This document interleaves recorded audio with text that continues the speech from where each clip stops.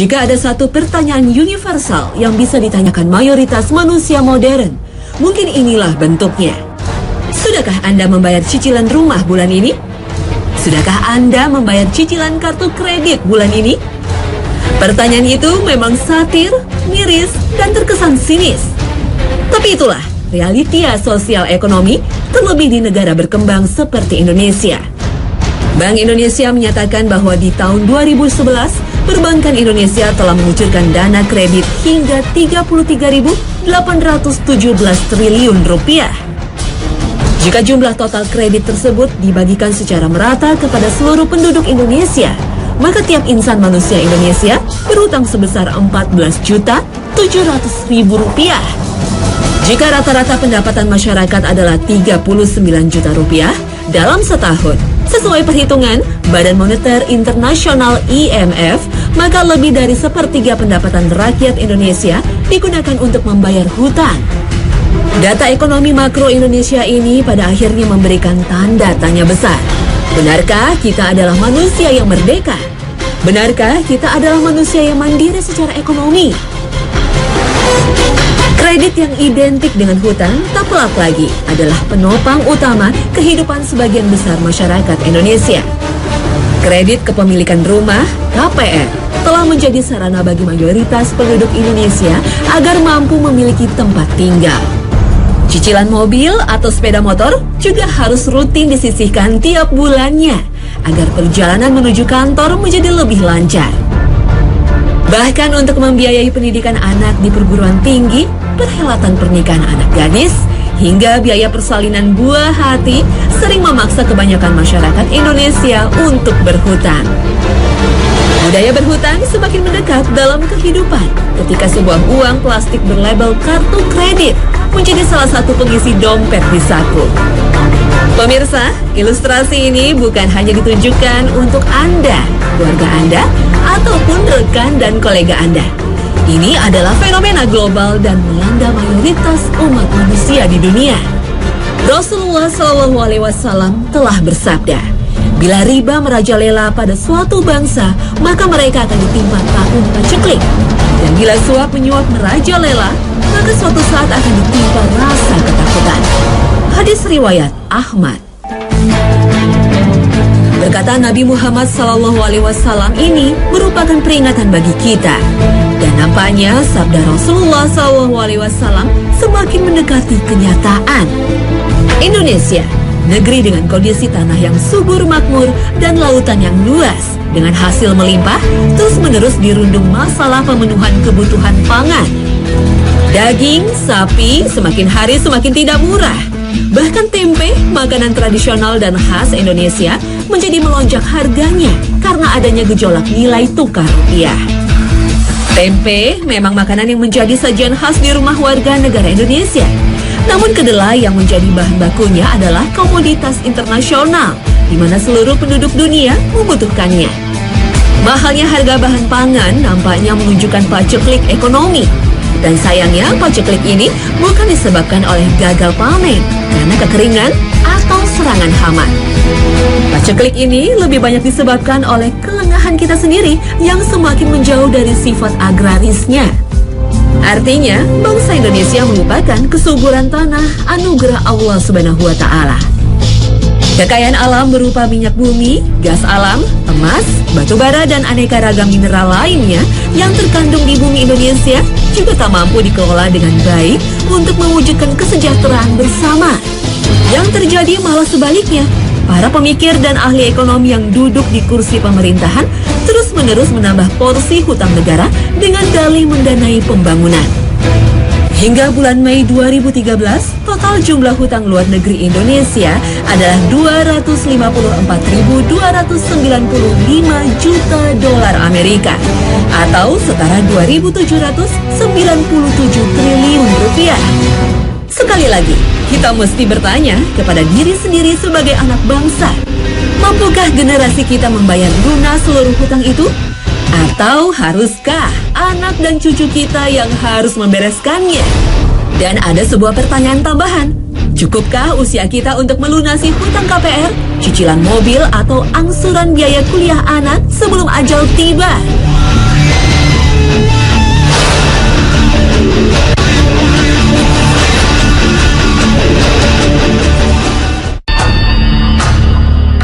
Assalamualaikum warahmatullahi wabarakatuh. Selamat pagi pemirsa. Hasanah Ensiklopedia Islam Dunia kembali mengudara untuk menyajikan rangkaian informasi yang insya Allah bermanfaat bagi mayoritas Muslim Indonesia. Pemirsa, kredit, cicilan, dan angsuran nampaknya telah menjadi bagian kehidupan sebagian besar dari kita. Perkembangan dunia yang banyak membuahkan perangkat dan penemuan yang bertujuan mempermudah justru dirasakan menyulitkan dan menurunkan kualitas kehidupan. Pertumbuhan jumlah umat manusia dengan jumlah hingga 7 miliar jiwa nampaknya membuat persaingan untuk memenuhi kebutuhan primer menjadi semakin sengit. Bumi seakan semakin sempit untuk menumbuhkan beras, jagung, dan kedelai sebagai bahan pangan. Tanah pertanian juga dirasa tak mampu menumbuhkan tanaman kapas yang cukup untuk bahan baku pakaian. Lahan di bumi juga semakin padat, sehingga mengerutkan luas halaman dan pekarangan. Benarkah meningkatnya harga makanan, pakaian, dan perumahan adalah akibat jumlah manusia yang terlampau banyak? Tunda dulu jawabannya, dan simaklah firman Allah dalam surah Hud ayat ke-6. وَمَا مِن دَابَّةٍ فِي الْأَرْضِ إِلَّا عَلَى اللَّهِ رِزْقُهَا وَيَعْلَمُ مُسْتَقَرَّهَا وَمُسْتَوْدَعَهَا. Allah yang Maha Kaya lagi Maha Pemurah telah menjamin akan rezeki seluruh makhluk ciptaannya. Dan bagi manusia, rezeki manusia yang utama berhubungan dengan pemenuhan kebutuhan primer berupa kecukupan pangan, sandang, dan papan. Tapi mencukupi kebutuhan primer itu menjadi semakin tak mudah, bahkan memaksa sebagian besar manusia, termasuk mayoritas Muslim Indonesia, untuk berhutang. Padahal, hutang dalam sistem perekonomian tak akan pernah lepas dari riba. Dan ternyata, fakta menunjukkan sistem riba dalam kajian para praktisi perbankan dan keuangan adalah pergerakan roda ekonomi. Fakta ini didasari atas rilis Bank Indonesia di tahun 2011. Di tahun itu, secara keseluruhan, total laba seluruh bank di Indonesia mencapai 600 triliun rupiah. Dan 92% pendapatan bank berasal dari bunga. Artinya, bank adalah sebuah industri yang mendapatkan keuntungan dan mampu berkembang karena bunga atas pinjaman masyarakat. Keuntungan dari usaha perbankan pada akhirnya digunakan untuk mendanai kegiatan usaha yang lainnya. Para pemilik bank, termasuk pemerintah, menjadikan keuntungan tersebut sebagai modal usaha dan mendanai pembangunan. Suka tidak suka, perekonomian kita sebagian besar ditopang oleh riba. Padahal Allah Subhanahu wa Ta'ala telah memfirmankan kezaliman orang pemakan riba dalam surah An-Nisa ayat ke-161.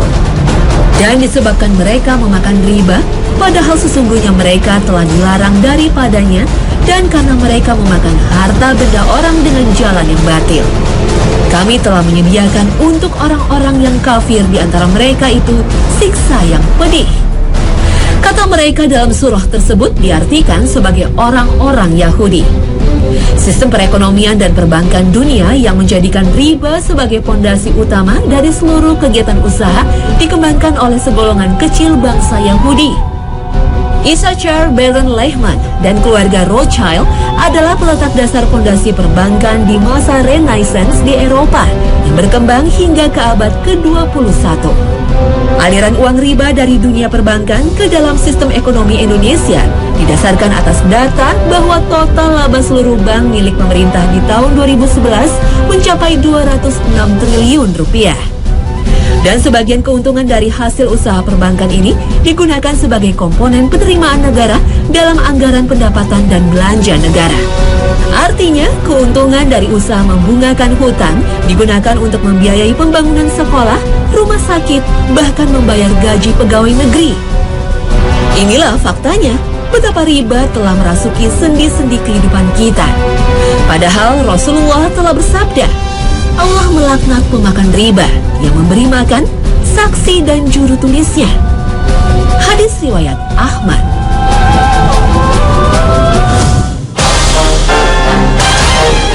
Hutang sejatinya bukanlah sebuah hal yang terlarang dalam kehidupan seorang muslim. Hal ini berdasarkan hadis riwayat Al-Bukhari. Diriwayatkan dari Aisyah radhiyallahu anha bahwasannya ia berkata, Nabi Shallallahu Alaihi Wasallam membeli makanan dari seorang Yahudi dengan tidak tunai. Kemudian beliau menggadaikan baju besinya. Hutang sesuai dengan teladan Nabi Muhammad Shallallahu Alaihi Wasallam hendaknya disertai dengan jaminan. Jaminan itulah yang akan memastikan bahwa kita pasti membayar hutang yang telah dibuat. Kegagalan kita dalam membayar hutang berarti hilangnya sebagian harta yang dijaminkan. Dalam tataran modern, prinsip hutang yang dicontohkan Rasulullah adalah prinsip penggadaian. Gadai dalam konteks sosial kemasyarakatan adalah salah satu sumber dana tunai yang sering dimanfaatkan oleh masyarakat. Ketika tiba masa permulaan sekolah, menjelang datangnya lebaran, atau musim hajat, masyarakat banyak yang mendatangi pegadaian. Aktivitas mereka jelas menukarkan logam mulia, perhiasan, barang elektronik, dan bukti kepemilikan kendaraan bermotor dengan uang tunai. Sayangnya sistem gadai yang banyak dipraktekkan masih tak lepas dari unsur riba. Hal ini didasarkan atas beban bunga dan biaya administrasi serta biaya penitipan yang membuat jumlah uang tunai yang didapatkan tak sepadan dengan nilai barang yang dijaminkan. Jika Rasulullah mengajarkan untuk memberikan jaminan ketika berhutang, realitas yang ada kini justru sebaliknya. 2 tahun belakangan ini, perbankan ramai-ramai menggalakkan bisnis kredit tanpa agunan atau KTA. Fasilitas KTA nampaknya menjadi produk utama dari perbankan, utamanya bank-bank asing. Usaha mereka merayu para kreditur dimulai dari menyebar brosur di tempat publik hingga menelpon dengan tujuan merayu calon kreditur. Rayuan maut para praktisi perbankan untuk memanfaatkan KTA sepertinya menggiurkan. Namun bunganya sangatlah mencekik. Para pemasar KTA memang menjanjikan kemudahan pencairan KTA hingga ratusan juta rupiah. Tapi tunggu dulu. Bunga atas KTA adalah bunga yang dihitung bulanan, sehingga besarnya bisa mencapai 25% per tahunnya. Jika seseorang memutuskan mengambil fasilitas KTA dan diangsur hingga lebih dari 4 tahun, maka bisa dipastikan ia harus membayar 2 kali lipat dari jumlah yang dipinjamnya. Kepemilikan atas kartu kredit, jika tak dikelola dengan bijaksana, bisa menjerat kita dalam sistem riba. Kartu kredit dengan kesaktiannya bisa membuat kita seolah mampu membeli barang bahkan yang harganya melebihi kemampuan kita. Perbankan menerbit kartu kredit bisa menyediakan dana hingga 2 kali gaji seorang pegawai setiap bulannya. Kepemilikan kartu kredit bisa menjerumuskan seorang pegawai bergaji 5 juta per bulan seolah-olah memiliki gaji 15 juta rupiah per bulannya. Kartu kredit tak ubahnya sebuah KTA yang memiliki perbedaan bentuk namun sama maknanya. Jeratan riba telah secara nyata merusak tatanan kehidupan manusia. Buktinya nyata ketika seringkali terjadi keributan, pertikaian, bahkan pembunuhan karena adanya aktivitas tagih menagih hutang. Hutang jika dikaji secara mendalam ternyata bersumber dari sifat konsumerisme manusia. Banyak orang merasa menjadi kaya dan mampu ketika di saku atau dompetnya terselip kartu kredit. Dampaknya fatal ketika ia memutuskan untuk berbelanja barang-barang konsumtif yang kebanyakan untuk memenuhi kebutuhan tersier, seperti sepatu kulit mengkilap, kain sutra yang halus, hingga mewangian aroma bunga. Allah Subhanahu wa Ta'ala sejatinya telah berfirman agar tak bergaya hidup boros dalam surah Al-Isra ayat ke-26 hingga 27.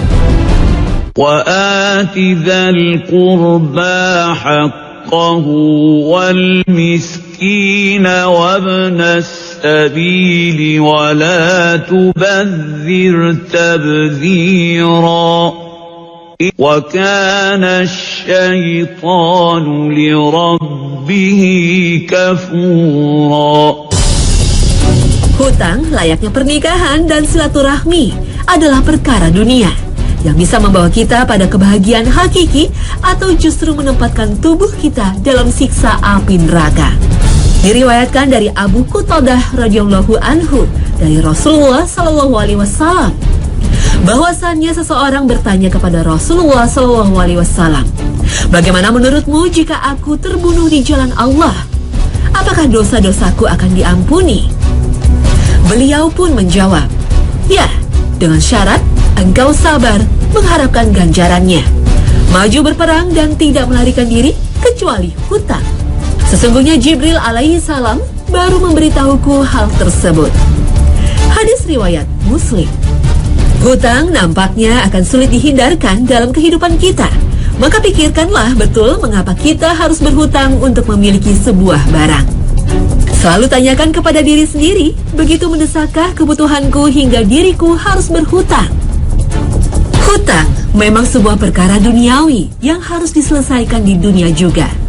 Jika sampai ajal menjemput, hutang kita masih belum terbayar, maka hal ini akan menjadi tanggungan dan beban dari ahli waris kita. Ahli waris wajib melunasi hutang dari seorang jenazah dengan cara membayarkan dari harta yang ditinggalkan. Jika jumlah hartanya masih belum mencukupi, maka kewajiban ahli waris untuk melunasi sisanya. Perkara pelunasan hutang harus dilakukan terlebih dahulu sebelum menjalankan wasiat dan membagikan harta warisan. Rasulullah SAW bersabda, barang siapa meminjam harta manusia dan dia ingin membayarnya, maka Allah akan membayarkannya. Barang siapa yang meminjamnya dan dia tidak ingin membayarnya, maka Allah akan menghilangkan harta tersebut darinya. Hadis riwayat Al-Bukhari nomor 2387.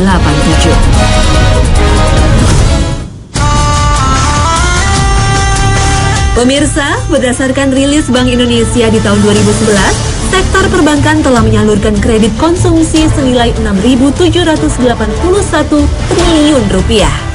Kredit konsumsi dapat berupa banyak bentuk, mulai dari kredit KPR, cicilan mobil, hingga angsuran pembelian telepon genggam ataupun televisi layar datar. Konsumsi sebagai bagian dari hidup manusia memang harus dijalankan. Namun konsumsi dengan konsumtif adalah dua hal yang berbeda. Konsumtif adalah perilaku manusia yang cenderung untuk mengkonsumsi barang dan jasa secara berlebihan. Dan konsumtif ini lekat kaitannya dengan gaya hidup dan gengsi. Perilaku konsumtif inilah yang melahirkan peribahasa lebih besar pasar daripada tiang.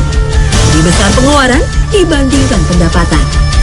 Ketika kita memutuskan untuk membeli suatu barang, terutama berharga mahal, pastikan itu adalah barang yang menyambung kehidupan, bukannya peningkat derajat sosial. Jika sebuah sepeda motor mampu kita kendarai dengan nyaman, mengapa kita memaksakan diri untuk berhutang demi memiliki mobil? Jika sebuah sekolah negeri sudah mampu memberikan kualitas pendidikan yang memadai, mengapa memilih mencicil uang gedung di sekolah bertaraf internasional? Dan jika masakan istri di rumah sudah memberikan nutrisi yang cukup, mengapa membiasakan santap di restoran mewah? Perilaku konsumtif inilah yang akhirnya menjerat beberapa manusia dalam belitan hutang dan tentu saja riba. Perkembangan peradaban memang menjadikan salah satu ukuran sukses adalah eksistensi dalam komunitas sosial. Namun, benarkah kita telah berada dalam komunitas yang tepat? Yakinkah kita telah bergaul dengan orang yang menghargai kita secara apa adanya, tanpa memandang kepemilikan harta yang kita punya?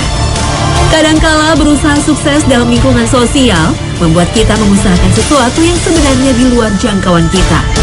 Dan jika itu yang terjadi, maka dipastikan kesuksesan itu adalah kesuksesan semu yang jauh dari arti kata bahagia.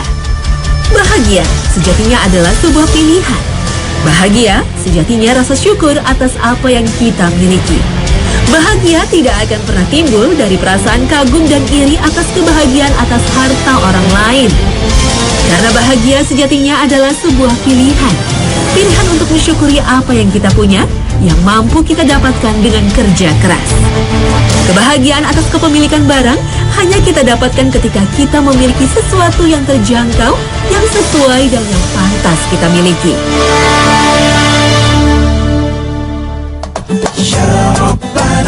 Pemirsa, berhutang memang sebuah perkara yang dibolehkan dalam hukum Islam. Namun pastikan tujuan dalam berhutang. Hutang adalah perkara yang berhubungan dengan keadaan mendesak atau kesulitan yang datang tanpa diduga. Jika berhutang hanya didasari atas gengsi dan peningkatan image diri, maka kita terjebak dalam perilaku boros yang diiringi dengan jeratan setan dalam bentuk riba. Modernitas hidup seakan menjadikan hutang sebagai keniscayaan. Namun bijaklah mengelola hutang Anda, karena perkara ini bisa memperberat langkah menuju surga. atau justru meninggalkan beban yang akan diwariskan kepada anak, istri, atau suami kita. Akhir kata, wassalamualaikum warahmatullahi wabarakatuh. Sampai jumpa di tayangan kami berikutnya. Insya Allah, Hasanah akan kembali hadir untuk mencerahkan hari Anda. Ya Rabbana